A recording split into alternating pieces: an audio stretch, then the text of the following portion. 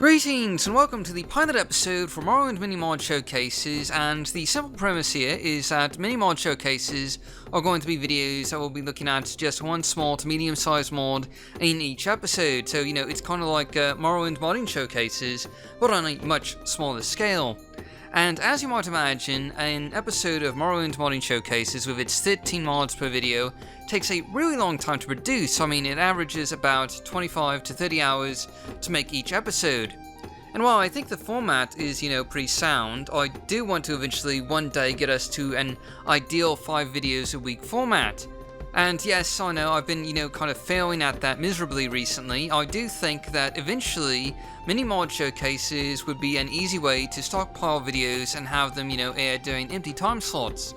So there'll still be, content on the channel even when larger videos are, taking longer than planned. And I know this is, a terrible premise for a pilot episode. It's a really lazy idea. But, I could really use some more ideas on this front, so if you have suggestions for future pilot episodes, please post them. That really helps a lot, and, I can try and make additional pilot episodes based off of those ideas that you post. Anyway, for this first episode, we're going to be taking a look at Castle Hestatur by Pokorni, and yes, I realise I did not pronounce that even remotely correctly. I have really no idea how you'd pronounce that, but anyway, I know what you're thinking, and you're looking at the length of this video, and you're thinking to yourself, how is this supposed to be a mini-mod showcase? Well, truth be told, I sort of underestimated how large this castle was going to be. You see, I originally intended to showcase it as one of the top 10 castle mods from Morrowind, which it unquestionably is, but it was missing a resource pack that resulted in a ton of errors, and I only discovered the download for the resource pack at a later date. So this is my first, playthrough of it, and good grief, is it a massive castle, probably the second or third largest castle mod for Morrowind in terms of sheer size, if I have to be honest, and, we'll get to more on that later. So basically, starting out, this castle is on a small island north of Dragonfell, complete with a small and, decidedly inefficient docks for how big this castle is. And it is an imposing castle at that, with massive stone walls, ballistas, and a modest, if not imposing, courtyard, not to mention several towers, battlements, and balconies. All the good castle stuff. And before you ask, yes, the castle gate can be closed. There's a lever located inside the gate guardhouse, and another one in the courtyard that can be used to close shut the castle gates whenever you so desire. And, real quick, I want to do a sort of aerial view of the castle, because this is a really impressive fortification, and you really can't see all the details from the ground level. You have to take it to the skies a bit to get a really good view of the castle in its entirety here. And you'll find numerous balconies and towers divided off from the main castle compound here, and several of them offer, some really fantastic views of the ocean. And you also find that the ballistas go all around the castle, so you can defend against attacks from both land and sea, though a sea invasion from the north seems a bit somewhat unlikely, I would say. There's not really a whole lot out there. Where are they going to come from? The lost continent of Atmora? But, regardless, this is a beautiful and fantastically designed castle, at least from what we can see on the exterior. But of course, to get to the actual meat of this mod, and to get a really good idea of just how large this castle is, we have to go inside, because as large as the exterior is, the interior is absolutely massive, with numerous halls, corridors, chambers, and galleries to explore. So let's start out with the main entry hall, which is a rather deceptive size here. It's fairly small, especially when compared to the rest of the castle, which we'll get to in a moment. But you'll notice that even here in the entry hall, there's armored display mannequins that you can use, and you'll also find these in just about every room in the castle. And really, you're never going to run out of display space with this castle here. And anyway, one of the first really big rooms that we're going to be taking a look at is the gallery, which is essentially an art gallery with a number of classical paintings and portraits hanging along the walls of a multi-storied open floor sort of hall here. And it's divided into 2 main chambers, and of course these rooms serve, sort of a practical purpose as well.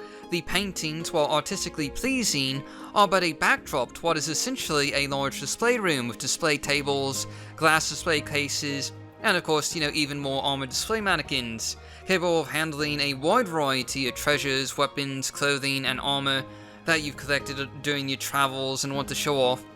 And you might be thinking that this seems to be a fairly large display hall, and it is, but it's hardly the only one, or even the largest for that matter, in this massive castle, as we'll find out when we explore more of the castle chambers. Moving on, the castle naturally also has a kitchen, which, like everything else, is fairly large and comes with a serving area, storage, pantry, ovens. There's an open fire pit, for cooking meat and things like that, and there's also access to the servants' quarters, so any servants can get into the kitchen without, using the public hallways and being needlessly discovered by the lords and guests that are staying in your castle. I mean, of course, the servants should never interact with the lords unless, they're sleeping with them, but, minor detail. And needless to say, this is probably a mod that you should play with at least one NPC servant mod installed. Like Navina's apprentices and assistants, or staff agency, or one of Fligaty's mods, or one of the slave mods like Live Free, or one of those mods. And anyway, just down the hall from the kitchen here is the grand dining room, with enough seating for easily a dozen people. And you'll even find a musician's balcony above where musicians can play the Rains of Castamere to add an extra level of, tension to the festivities. Always a handy song to have playing when, dealing with rebellious lord, or if, you're planning to have a wedding with someone you don't really like for some whatever reason. As you might expect with a castle this size, you'll find a pretty large throne room and audience chamber where you're free to hold court with an upper balcony level for, the peasants to look down upon your reign, and, of course, this room basically doubles as yet another display hall with tables, armor mannequins, display cases, and more of that sort of thing to just ensure that you have adequate room to show off your wealth to the masses when they're listening to you holding court and deciding who lives and who dies. And next up we have the library, a fairly large 2-story room with a fairly open floor plan, which includes probably enough bookshelves for every book in the game and probably then some as well. And I would recommend installing Book Rotate if you plan to actually use the library for, storing books, just, for convenience reasons. Of course, the space can also be used as yet another display hall if you prefer, and there's certainly enough tables, bookshelves, and, desks to display a fair number of items if you so desire. Now, it probably goes without saying that, of course, there's a master bedroom, though in this case, it's more of a master suite, as is fitting for the lord of a castle such as this, and it includes several rooms, such as a private lounge with a roaring fireplace and display area, the actual master bedroom, which, includes a small desk and study space, as well as a master bed, and, the entire set of rooms is, beautifully decorated and finished with paintings, wall hangings, rugs, and, several armor display mannequins, as well as the occasional potted plant and set of flowers.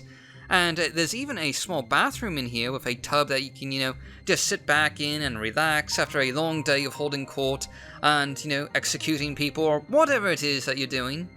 And you also find a private dining room capable of serving yourself and several, specially invited guests, like if you were holding a private meeting of other lords or some such. And where there's a dining room, there is of course a kitchen, albeit a smaller one than the grand kitchen downstairs, but enough to serve a small group for dinner.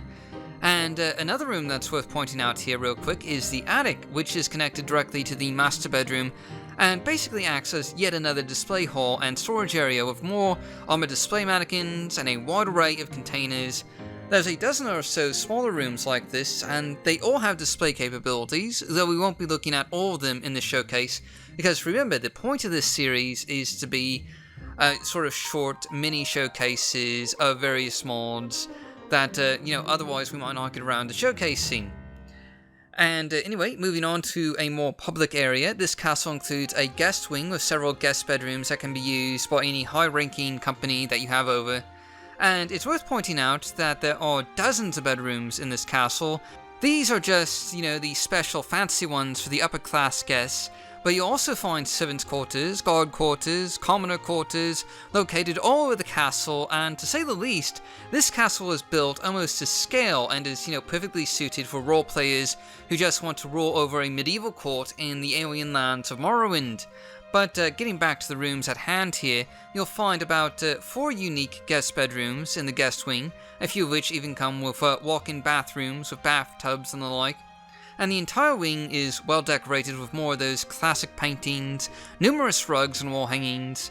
And this castle is perhaps one of the best finished castle mods from Morrowind, and is certainly, has quite a lot of classical charm to it, if I do say so myself.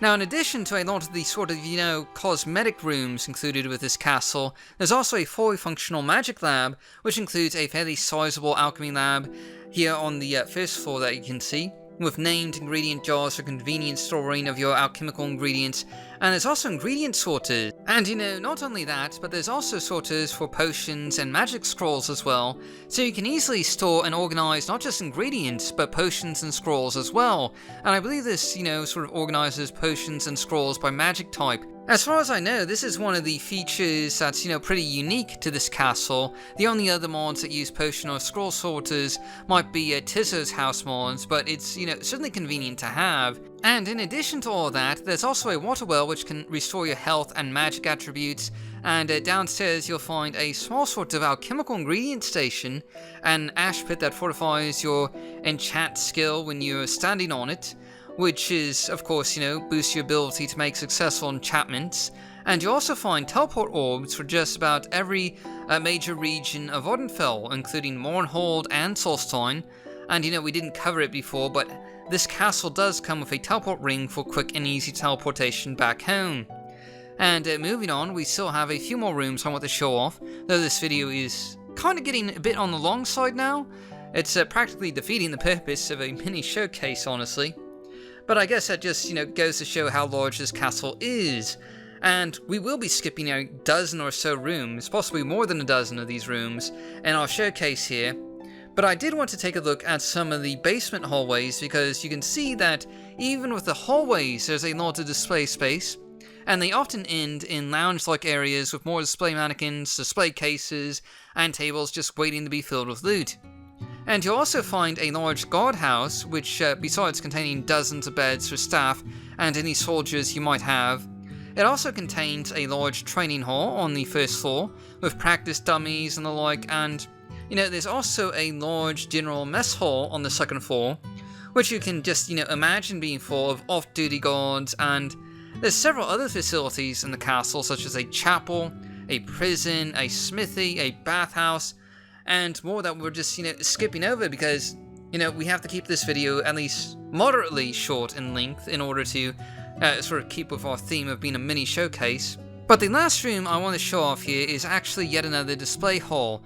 I found this one a bit by mistake actually. I got lost in the basement hallways and stumbled upon this large room, which besides having a study area and a massive fireplace also comes with dozens of display tables and yet more armor mannequins. And if there was ever any doubt, I can pretty much assure you that you're just never going to run out of display space with this castle. It's simply too massive.